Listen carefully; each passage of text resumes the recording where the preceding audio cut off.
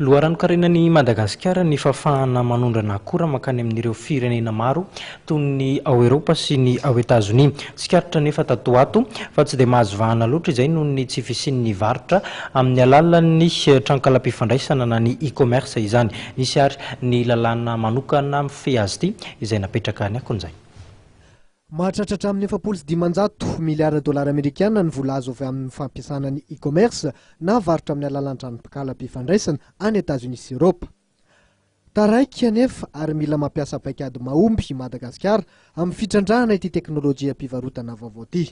Io no fantatra tao aorian'ny fivorian'ny komita misahana ny fametrahana ny lalàna mifehy ny e-commerce nandritra ity herinandro ity tsetsy amin'ny tranobe ny varotra sy ny indostria etsy Antaninarenina. Lalàna maromaro mikasika ny e-commerce eto Madagasikara.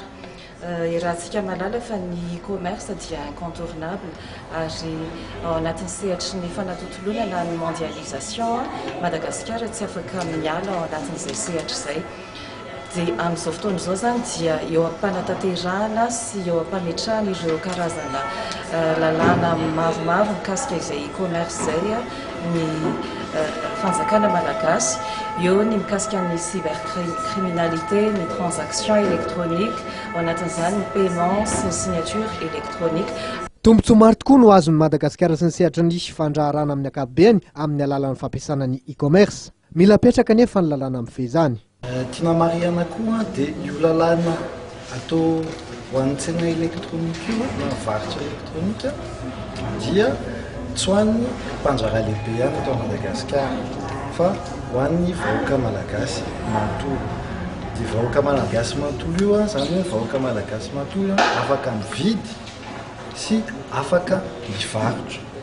Na mpianatra ianao na efa mpanjara lehibe ianao satria izay manko le magie ny e-commerce.